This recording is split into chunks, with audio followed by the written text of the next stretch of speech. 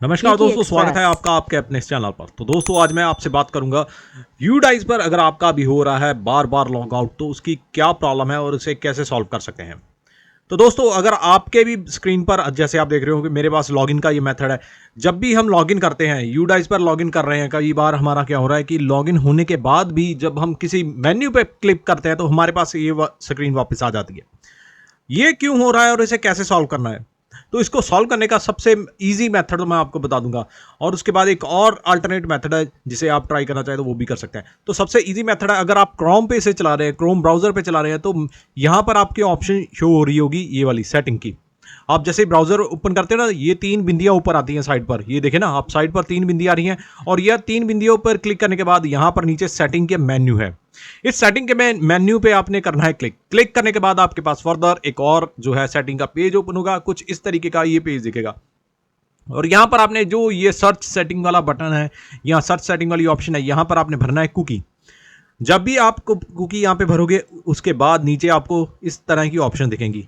वैसे तो आप यहाँ पे सीधा जो यूआरएल है वो भी भर सकते हो अपने क्रोम ब्राउजर में, क्रोम डबल कॉलन और front slash settings slash question mark search equal to cookie, ये भी लिखकर आप सर्च कर सकते हो, तब भी आपके पास ये वाला पेज ओपन हो जाएगा। अदरवाइज आप सेटिंग में जाकर भी इसे ढूंढ सकते हो। यहाँ पर सबसे पहली ऑप्शन आती है डिलीट ब्राउजर डाटा, यहाँ पर आपने जाना है और यहां पर आपने जाने के बाद ये ऑप्शन जो दी गई है ना टाइम रेंज की, इसमें से आप लास्ट आवर का चूज कर सकते हो, लास्ट 7 डेज का चूज सकते हो, यहाँ लास्ट 24 आवर्स का आप डाटा चूज कर सकते हो। उसको चूज करने के बाद आपने क्या करना है, नीचे दिए गए डिलीट डाटा के बटन पर क्लिक कर देना है।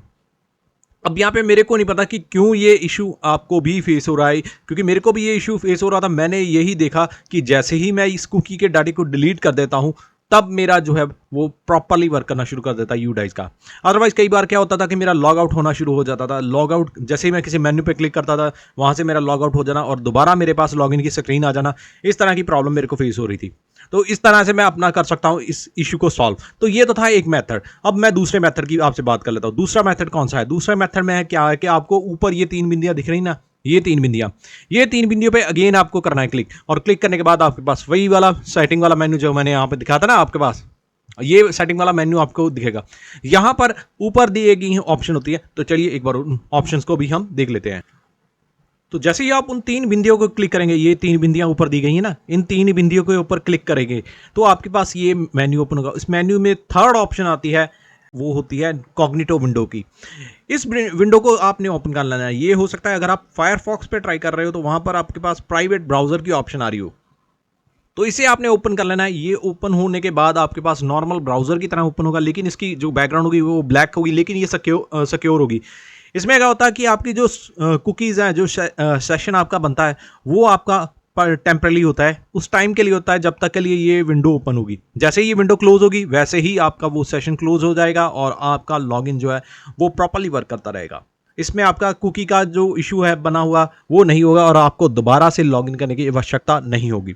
उम्मीद करूंगा दोस्तों आपको आज की इस वीडियो से पता लग गया होगा कि अगर आपका बार बार हो रहा है लॉग आउट तो आपको कैसे करनी है इस प्रॉब्लम को सॉल्व।